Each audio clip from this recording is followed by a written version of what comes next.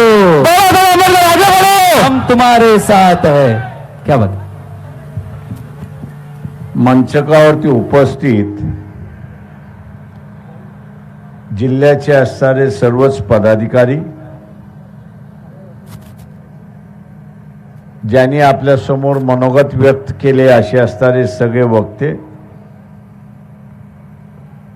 आणि ज्यांच्या प्रचाराला उपस्थित आहेत असे असणारे केवटजी, उपस्थित बंधूंनो, भगिनींनो आणि बाळमित्रांनो, एक फार मोठ्या प्रमाणात भारतीय जनता पक्ष मोदी यांच्याकडून प्रचार केला जातो आणि तो म्हणजे गॅरंटीचा प्रचार केला जातो. बरोबर आहे, गॅरंटीचा प्रचार केला जातोय. ही गॅरंटी कसली गॅरंटी आहे तर ह्या गॅरंटीचा आपण असणारा एक हिस्सा बघितला तर 2021 मध्ये 13 सप्टेंबर 2021 मध्ये गुजरातच्या अदानी बंदरामध्ये ट्रेडिंग कंपनीचे 21,000 कोटीचा हिरोईन पकडला गेला होता. विश्वास काय दिला जातोय, गॅरंटी काय दिल्या जाते की मागच्या वर्षी अदानीच्या बंदरामध्ये 13 सप्टेंबर 2021 ला 21,000 कोटीचा जो गांजा पकडण्यात आला, ड्रग्स पकडण्यात आले.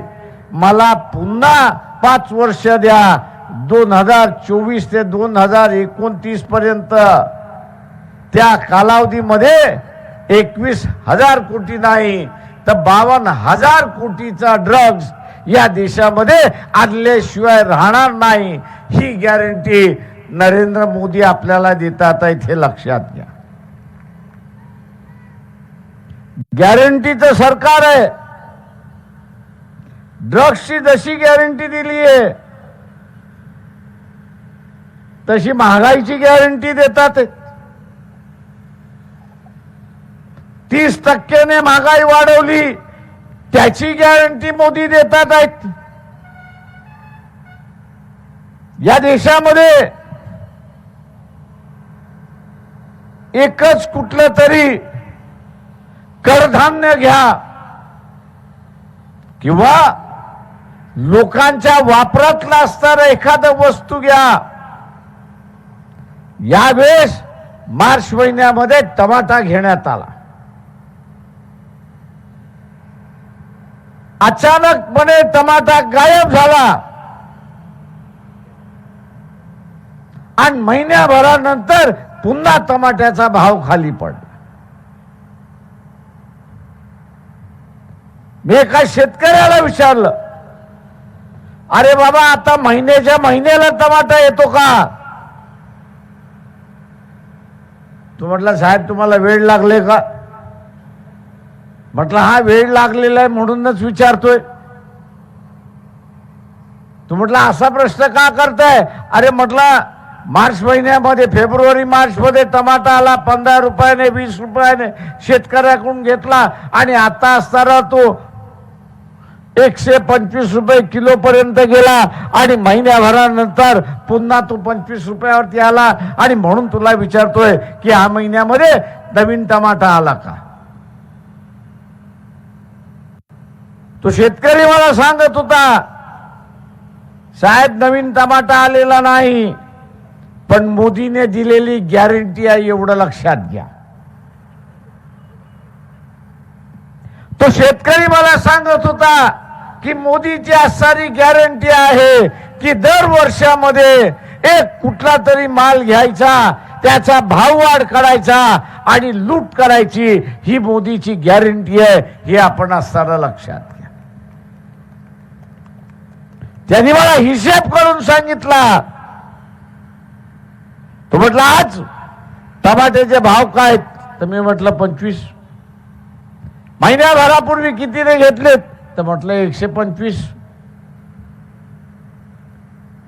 125 मधनं 50 वजा 25 वजा करा, किती राहिले? तर म्हटलं 100. महिन्याभरात तुम्ही किती किलो घेतला असेल? तर म्हटलं 4-5 किलो घेतला असेल. 4 किलो गेले असं धरा. तुमची लूट किती झाली? 400ची लूट झाली.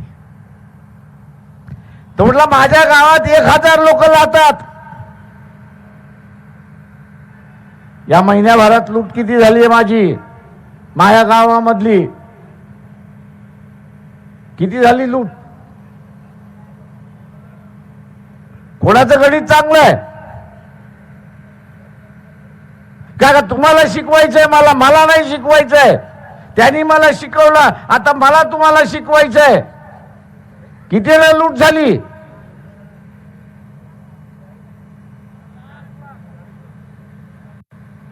अरे साधं गणितही करता येत नाही तुम्हा लोकांना. आता एका गावामध्ये एवढी लूट झाली. तालुक्यामध्ये किती गाव आहेत तो म्हटला, हिशेब करा. जिल्ह्यामध्ये किती गाव आहेत ते हिशेब करा. राज्यामध्ये किती गाव आहेत ते हिशेब करा. भारतामध्ये किती राज्य आहेत ते हिशेब करा. आणि तो म्हटला माझ्या माहितीप्रमाणे मोदीने गॅरंटी दिली की 145 कोटी रुपयाचं लूट आम्ही दरवर्षी त्या ठिकाणी करणार आहोत. आणि पुढच्या 5 वर्ष दिली तर याच्यापेक्षा दुप्पट आम्ही लूट करणार आहोत, याची गॅरंटी मोदी त्या ठिकाणी देतात.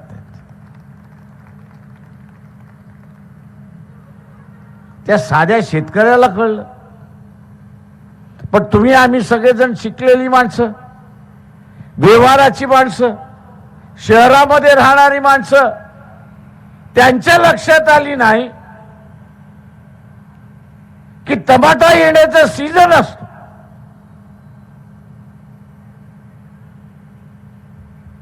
त्या सीझन मध्ये टमाटा आला नाही तर पुढच्या सीझन पर्यंत भाववाढ होतं, हे बरोबर आहे काका. सीझन वाईज टमाटा येतो. हा अचानक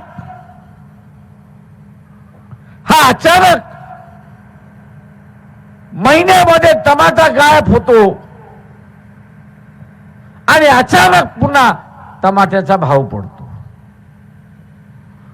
हे पंतप्रधानाच्या कार्यालयाशिवाय शक्य नाही, हे आपण लक्षात घ्या. आणि म्हणून तो शेतकरी म्हणाला पुन्हा ह्याला सत्ता दिली तर हा 45,000 कोटी पुन्हा लुटल्याशिवाय राहणार नाही, याची गॅरंटी तो असताना देतो.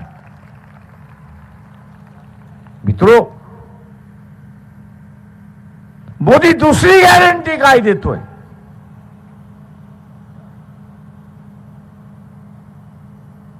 मोदी दुसरी गॅरंटी काय देतोय? तर 10 वर्षामध्ये सरकारी निमसरकारी कंपन्या बंद पडल्या आणि त्या बंद पडल्यामुळे 12 कोटी जनता आणि कामगार हा बेरोजगार झाला. 10 वर्षाच्या कालावधीमध्ये 12 कोटी कामगार हा बेरोजगार झाला, खासगी आणि सरकारी याच्यामध्ये. मोदी गॅरंटी काय देतोय की पुन्हा 5 वर्ष माझ्याकडे द्या. 24 ते 29 पर्यंत गॅरंटेडली मोदी म्हणतो की अजून मी नोकऱ्या कमी केल्याशिवाय राहणार नाही. मी अजून नोकऱ्या कमी केल्याशिवाय राहणार नाही आणि या देशामध्ये बेरोजगारी वाढवल्याशिवाय राहणार नाही, याची गॅरंटी मोदी देतोय. अशाला तुम्ही मतदान करणार आहात? अशाला आपण मतदान करणार आहात? मी इथल्या सनातन हिंदुत्ववाद्यांना विचारतो,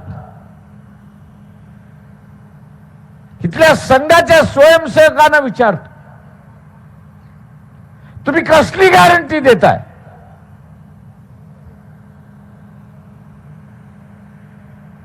कसली गॅरंटी देताय?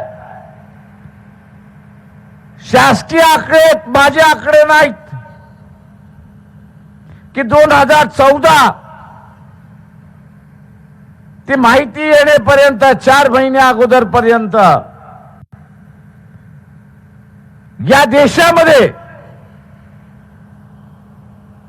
2014 ते माहिती येईपर्यंत 17 लाख कुटुंब, माणसं नाही, 17 लाख कुटुंब यांनी भारतीय नागरिकत्व सोडलं,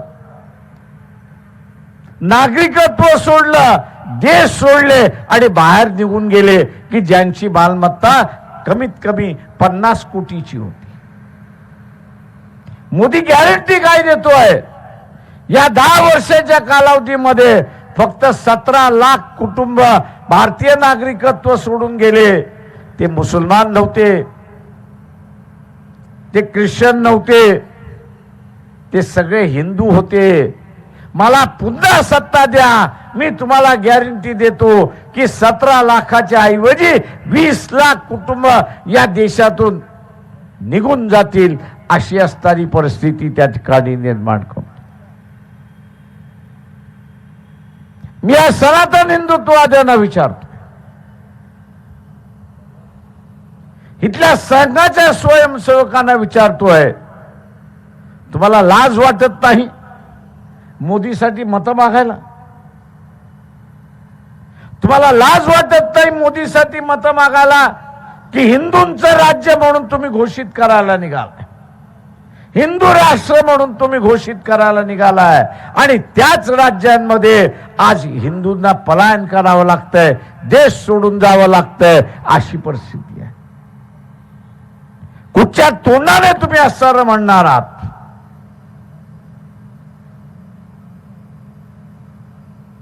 कुठच्या तोंडाने तुम्ही म्हणणार आहात की मोदींना मतदान द्या?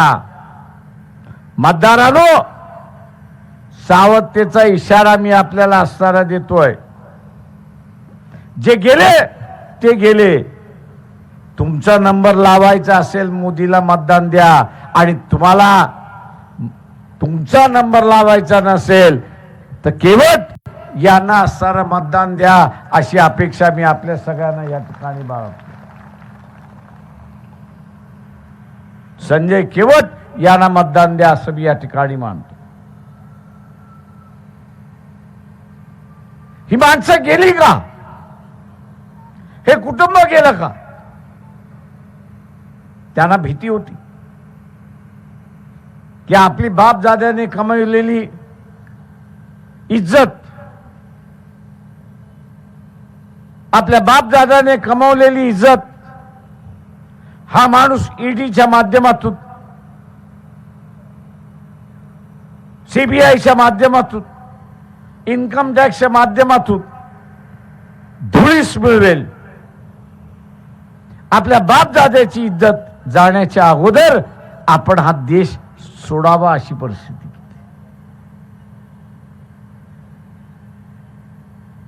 मी या स्वयंसेवकांना विचारतो, RSSच्या स्वयंसेवकांना विचारतो, सनातन हिंदुत्ववाद्यांना विचारतो, तुम्हाला ह्याची लाज वाटली नाही का की ह्या देशातला हिंदू देश सोडून जातोय? हिंदू राष्ट्र निर्माण केलेला पक्ष सत्तेमध्ये आहे आणि त्याच्याच राज्यामध्ये हा असर निघून जातोय, याची लाज तुम्हाला वाटत नाही? कसलं देशप्रेम, कसलं माणसांवरचं प्रेम? हा देखावा नुसता त्या ठिकाणचा. मित्रो, त्या संघावाल्याला शिव्या घालून काही उपयोग नाही. जिथे पंतप्रधान मोहन भागवताची किंमत करत नाही,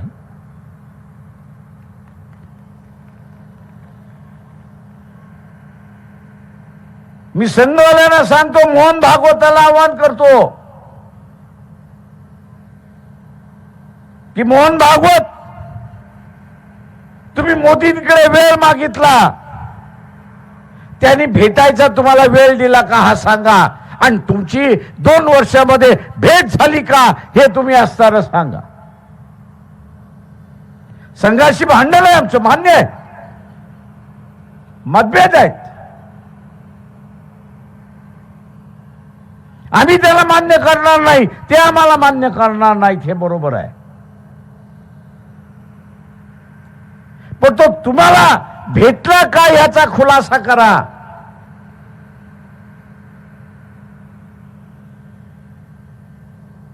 ज्या संघाने त्याला असणाऱ्या पंतप्रधानाच्या खुर्चीवरती बसवलं, त्याच संघाच्या प्रमुखाला मोहन भागवताला जर मोदी भेटत नसेल तर हा हुकुमशहा झाला की नाही झाला याचं ठरवा आपण.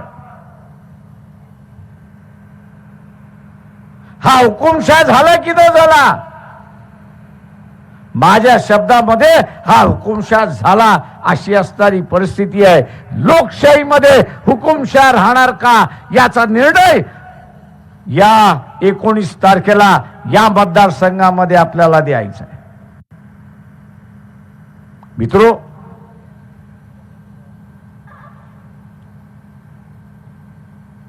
माझं म्हणणं नाही, निर्मला सीतारामन या कोण आहेत? कोण आहेत? वित्तमंत्री.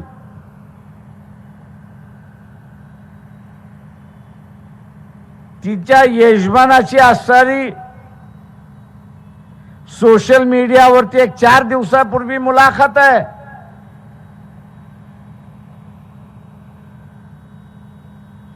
चार दिवसापूर्वीची मुलाखत आहे. घरामध्ये बायकोला जे कळतं ते नवऱ्याला सांगते आणि नवऱ्याला जे कळतं ते बायकोला सांगते. खरं आहे की खोटं आहे? खरं आहे ना?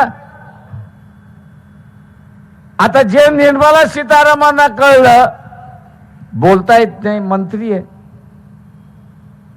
आणि म्हणून तिचे असणारे यजमान प्रभाकरन जे आहेत त्यांची मुलाखत आहे 4 दिवसापूर्वी. कोणी ऐकलेली आहे का? हात वरती करा. माझं म्हणणं आहे, ज्यांनी ज्यांनी ऐकलेली आहे ती सर्क्युलेट करा, तिचा प्रचार करा. काका, जे काही निर्मला सीतारामनला फायलींमधनं कळलं, कट कारस्थान जे कळलं, ते कट कारस्थान त्या प्रभाकरांनी मुलाखतीमध्ये म्हटलेलं आहे.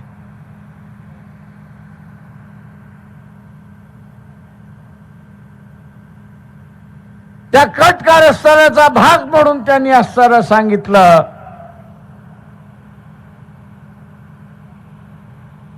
मोदी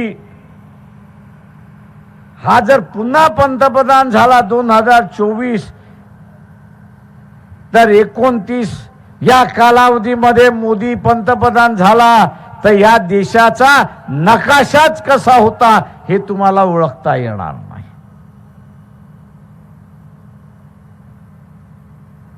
देशाचा नकाशाच बदललेला असेल, तुम्हाला ओळखताच येणार नाही. आणि जे मिलिटरीतले रिटायर्ड अधिकारी मागच्या 3 महिन्यापर्यंत मोदी मोदी करत बसले होते, आता तुम्ही बघत असाल की ते म्हणतात मोदी सारखा नालायक पंतप्रधान दुसरा या देशाला झालेला नाही.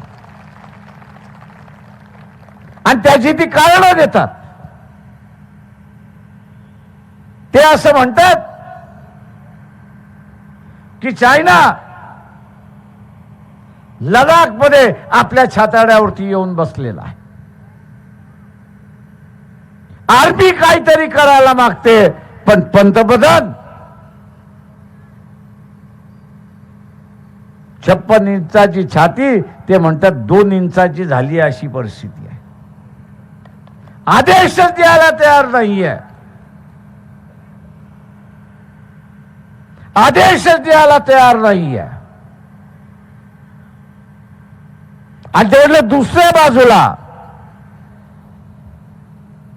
अतिरेकी असेल किंवा पाकिस्तान सैन्य असेल, 4 दिवसाला 2 सैनिक आपले मारतात आहेत अशी परिस्थिती आहे. आज पाकिस्तान कंगाल असला तरी तो आज वडचढ चाललाय अशी असणारी परिस्थिती आहे.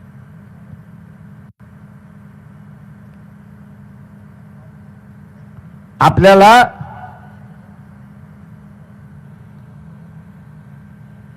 इलेक्शन बॉन्ड म्हणजे निवडणुकीचे बॉन्ड याची माहिती आली. काही वर्तमानपत्रांनी, काही अनालिसिसने चायनाकडून सुद्धा याला पैसे आले असा आरोप केलेला आहे. पंतप्रधान आणि मोहन भागवत यांना आम्ही असताना विचारतो की त्या बॉन्ड मध्ये चायनाकडून पैसे आलेत का याचा खुलासा तुम्ही असताना करा. आणि चायनाकडून पैसा आल्यामुळे आज पंतप्रधान मुख गिळून बसलाय का आणि देशाला धोका निर्माण झालेला असताना सुद्धा हा मुख गिळून बसलेला आहे याचा आपण सहन करणार आहात का? मित्रो,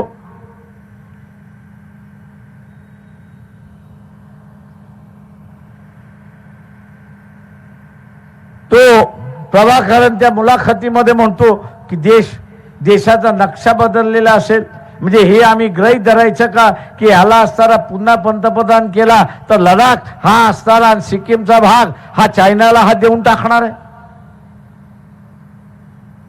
ही आशंका व्यक्त केल्या जाते.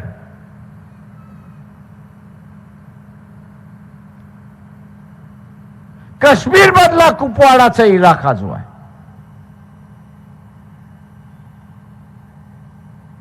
की जिथे आतंकवादी फार मोठ्या प्रमाणात आहेत असं सांगितलं जातं, हा पाकिस्तानला दिल्या जाणार आहे का? ही आशंका व्यक्त केल्या जाते. माझ्याकडून नव्हे ते रिटायर्ड मिलिटरी जनरल आता असताना त्या ठिकाणी व्यक्त करतात. आणि त्याच्या जोडीला अर्थमंत्री हा एका अर्थाने पंतप्रधान असतो. तिचेच यजमान असताना सांगतायत की याला तुम्ही पुन्हा सत्ता दिली तर भारताचा नकाशा आज जसा आहे तसा राहणार नाही, तुम्हाला ओळखताही येणार नाही असा हा त्या ठिकाणी करणार.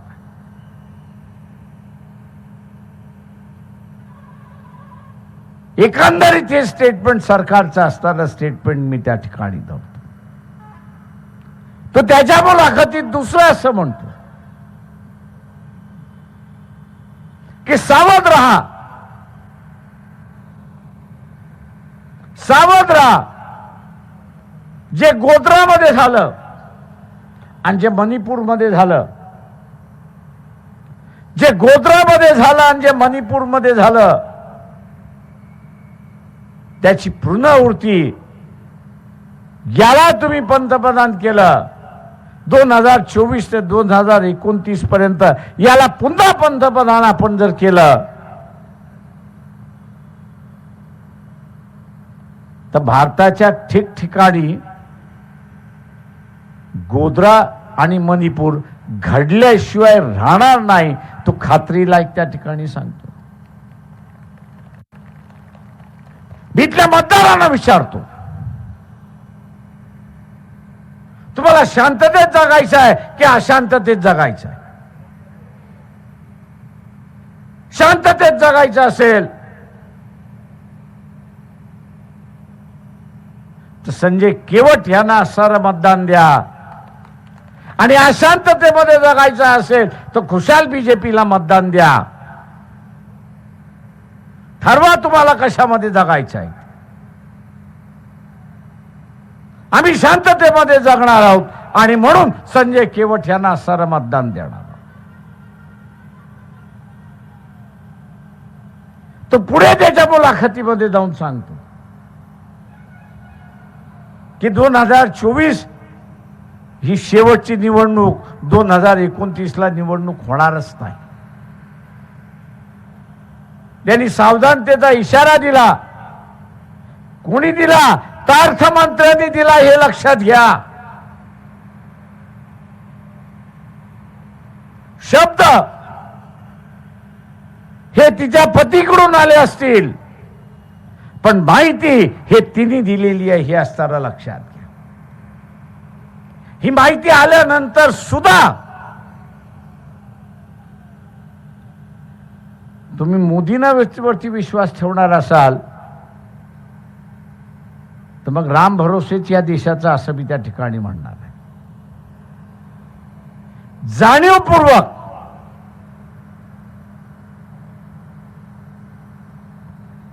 कोणी उडी घेणार असेल तर त्याला करणार काय, अज्ञानाने घेणार असेल तर त्याला तुम्ही शिक्षण करू शकता. इलेक्शनच्या निमित्ताने जे घडतंय त्याचा असा रागा आम्ही आपल्या सगळ्यांना या ठिकाणी करतोय. ज्या माणसाने आज उमेदवाराची ओळख कशी होते तर मोदीचा उमेदवार देवेंद्र फडणवीसची भाषण आपण ऐका. तो RSSचं नाव घेत नाही, तो BJPचं नाव घेत नाही. तो असं म्हणतो मोदीला ताकदवर करण्यासाठी मतदान तुम्ही मोदींच्या उमेदवारांना करा. तो असं म्हणत नाही की हा BJPचा उमेदवार आहे, BJPला मतदान करा असं देवेंद्र फडणवीस म्हणत नाहीत. ज्या मोदीने सुरुवात केलं की काँग्रेस संपवा, ज्या मोदीने सुरुवात केलं की काँग्रेस संपवा, आज आपल्याला सारं दिसतंय की काँग्रेस तर संपली नाही पण मोदी भारतीय जनता पक्ष संपवलाय आणि मोदीच मोदी, दुसरा तिसरा कोणीच नाही. मित्रो, देशामध्ये अनेक प्रकारचे असताना आम्ही एकत्र आहोत दाखवण्याच्या निशाण्या आहेत. आज राजकीय पक्ष या एकतेचं निशाण आहे. त्याच्यात प्रादेशिक पक्ष आहेत, त्याच्याच बरोबर इथे असणारा राष्ट्रीय पक्ष आहेत. प्रादेशिक पक्ष पण आहे, तिथले असणारे राष्ट्रीय पक्ष पण. पण उद्या इथलं राष्ट्रीय पक्ष संपलं, चित्र काय जातं तर आपण विघटनेच्या मार्गावरती आहोत. नरेंद्र मोदी आज जे भाषण करतात आहेत की काँग्रेस पक्ष देशाला तोडायला निघालेला आहे. अरे तो 10 वर्ष सत्तेमध्ये नाही, पुन्हा 30 वर्ष सत्तेमध्ये येऊ शकत नाही. अशी परिस्थिती असताना मोदी तुझ्या पोटात जे आहे ते आता तुझ्या उठावरती यायला लागले हे लक्षात. अनेक जणांना हे आश्चर्य वाटत असे. 10 वर्ष मोदी जे होते, पुढच्या 10 वर्षामध्ये काँग्रेस सत्तेवरती येणार आहे का? मला जर विचारलं तर पुढचे 30 वर्ष काँग्रेस सत्तेवरती येणार नाही. आणि मग सत्तेवरती आला नाही तर देश तोडणार कुठून?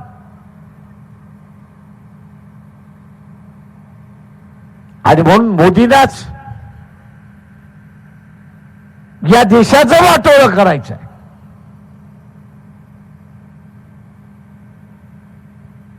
आणि म्हणून आपण बघत असाल देशाची राजधानी कुठली आहे? कुठली आहे देशाची राजधानी? नक्की 100% खरं म्हणताय तुम्ही? पण या पंतप्रधानाने डोनाल्ड ट्रम्पला बोलवलं कुठं? कुठे बोलवलं? कुठं बोलवलं? अहमदाबाद. आंतरराष्ट्रीय परिषद झाली ती कुठे झाली?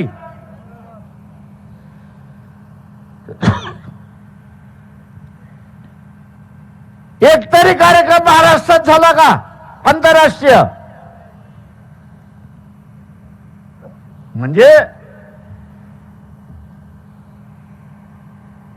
हळूहळू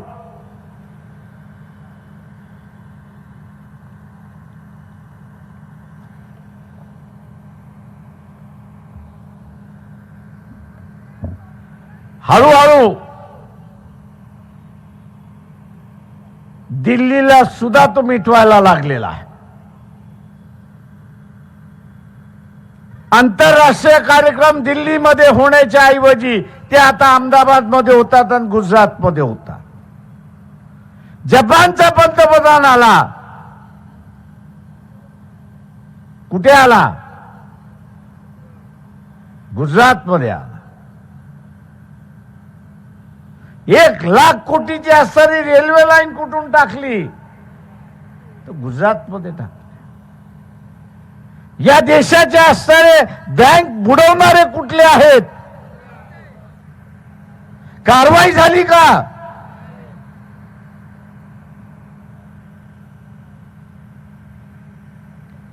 या देशामध्ये इम्पोर्ट सबस्टिट्यूट जे आपण जे आयात करतो त्या गोष्टी इथं निर्माण व्हाव्यात म्हणून असणाऱ्या केंद्र शासनाने सबसिडीच्या योजना सुरुवात केल्या.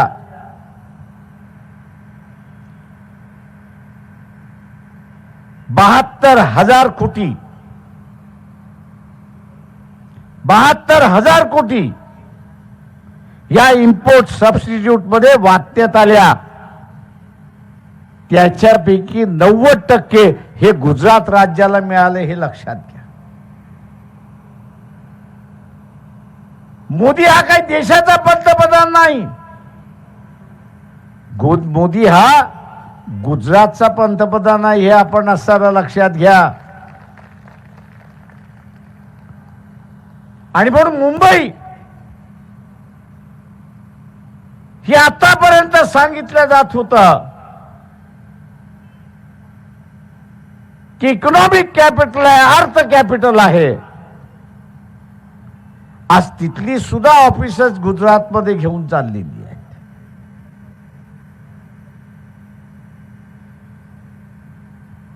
जो माणूस आज देश तोडण्याची भाषा बोलतोय आणि कुठल्या तरी पक्षावरती दोषारोपण करायला लागलाय, त्याचं वागणूक आपण असताना बघितलं तर त्याचं प्रेम फक्त गुजरातवरती आहे. म्हणजे आवडती नावडती राजाची बायको जशी होती तशा रीतीने पंतप्रधानाचं गुजरात हे आवडतं आहे आणि उरलेलं नावडतं, अशी असणारी परिस्थिती आहे. अशा ह्या राजाला तुम्ही सत्तेवरती बसवणार आहात का? मी इथल्या असणाऱ्या तमाम माणसांना विचारतोय, इथल्या तमाम माणसांना विचारतोय,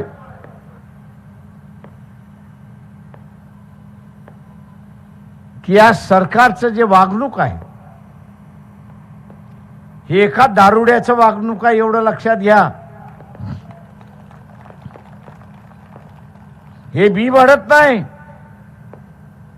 जागतिक बँक म्हणते, हे माझं म्हणणं नाही, मी फक्त दुसरे जणांनी सांगितलंय ते आपल्यापर्यंत पोहोचवतोय. जागतिक बँकेने सांगितलं की 2014ला नरेंद्र मोदी पंतप्रधान झाले त्या दिवशी भारतावरती 26 रुपयाचं कर्ज होतं. 26 रुपयाचं कर्ज होतं. म्हणजे 100 रुपये असतील तर फक्त 26 रुपये कर्जामध्ये होते. पण आता इलेक्शन होतंय, या वर्षी म्हणजे 10 वर्षाच्या कालावधीमध्ये कर्ज जे आहे ते 26 रुपयावरनं 84 रुपयावरती गेलेलं आहे. म्हणजे 100 रुपयातले 84 रुपये कर्ज फेडण्यात त्या ठिकाणी चाललेले आहेत. आणि तीच जागतिक बँक असं म्हणतंय की 2026 ला अर्थव्यवस्था जर बदलली नाही तर हे 100 रुपयातलं 96 रुपये हे कर्जफेडीमध्ये जाणार आहेत. मित्रो,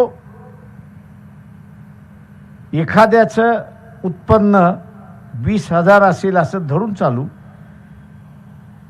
तर त्याला बँक कर्ज किती देते? 20,000वरती 60% देते. 60% किती होतात? 7% किती होतात? जोरात बोला, किती होतात? 12,000. समजा त्यांनी हप्ता भरला नाही वर्षभर, तर ते कर्ज किती होतं? 16-17,000 होतं. आता 20,000 उत्पन्नामधले 17,000 जर हप्त्यामध्ये गेले, शिल्लक राहिले किती? शिल्लक राहिले किती? 3,000 मध्ये तुम्ही घर चालवू शकता का? मग काय करणार?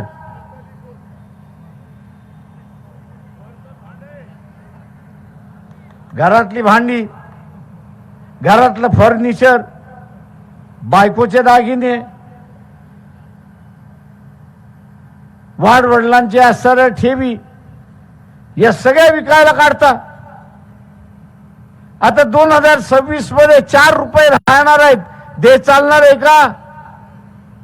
आणि म्हणून मोदी काय म्हणतोय की मी आता नवरत्न विकणार. गॅरंटी काय देतोय? नवरत्न विकणार आणि देश चालवणार. आता हे जर नवरत्न विकले आणि कर्ज फेडलं नाही तर काय? तर पुन्हा नव्याने असणारा ईस्ट इंडिया कंपनी आली.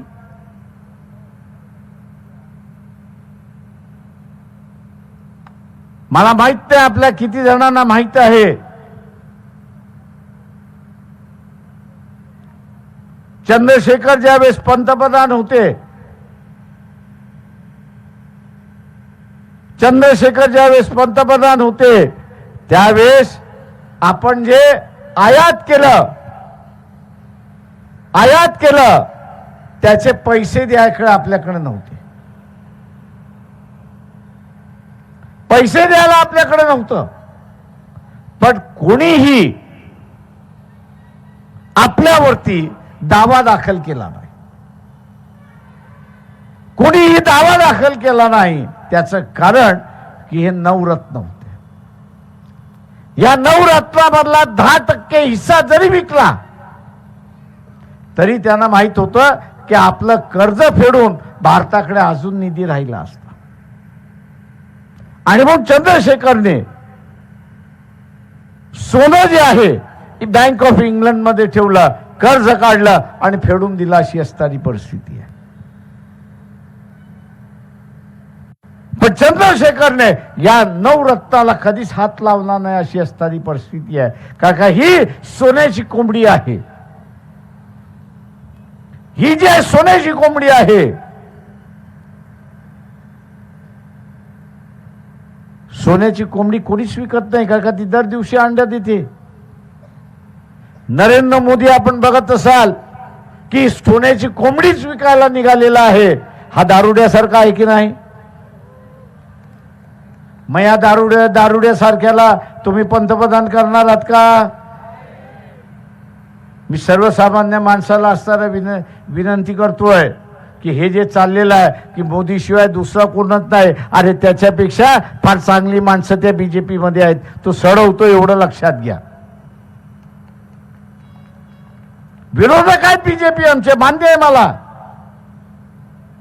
त्यांच्या विरोधात तिथे असणारा प्रचार आम्ही करतोय. पण हे जे सांगितलं जातंय की मोदीला पर्याय कोणी नाही. अरे मोदी अमरपट्टा घेऊन आलेला आहे का? बुद्धाने सांगितलेलं आहे की जी गोष्ट जिवंत आहे तिचा विनाश आहे. त्याच्यामुळे आपला सुद्धा मरण हे सुद्धा गत्यंतर आहे, नक्की आहे, निश्चित आहे.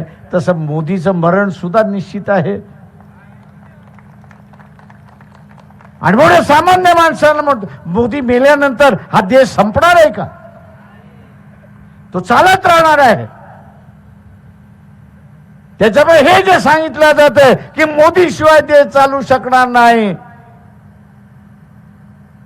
हे पूर्णपणे थोतांड आहे, आपण असाला लक्षात घ्या. आणि म्हणून या थोतांडाच्या पाठीमागे आपण लागू नका, या गैर प्रचाराच्या पाठीमागे आपण लागू नका. मोदी सारखा दुसरा भ्रष्ट माणूस कोणीच नाही असं मी म्हणत नाही. या देशातला अर्थमंत्री म्हणतो हे आपण लक्षात घ्या.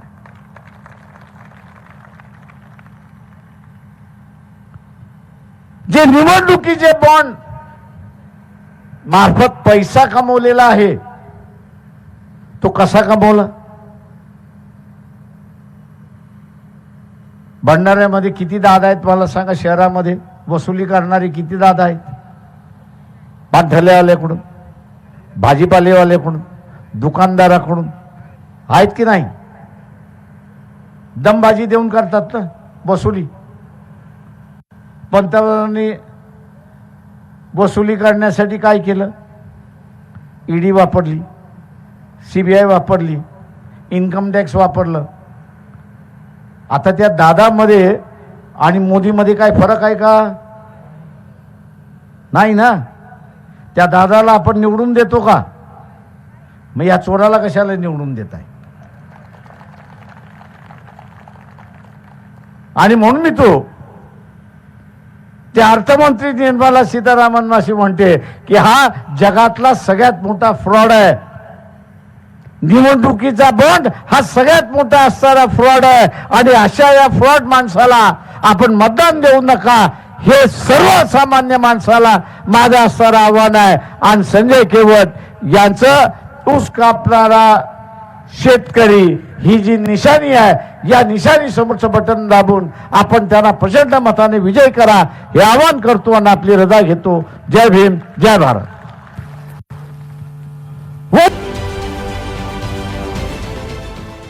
देश विदेशातील प्रत्येक घडामोडींचे लाईव्ह अपडेट मिळवण्यासाठी आता साम टीव्हीच्या सर्व सोशल मीडिया प्लॅटफॉर्मला लाईक, फॉलो आणि सबस्क्राईब करा. तसंच सर्व नोटिफिकेशनसाठी बेल आयकॉन प्रेस करायला विसरू नका.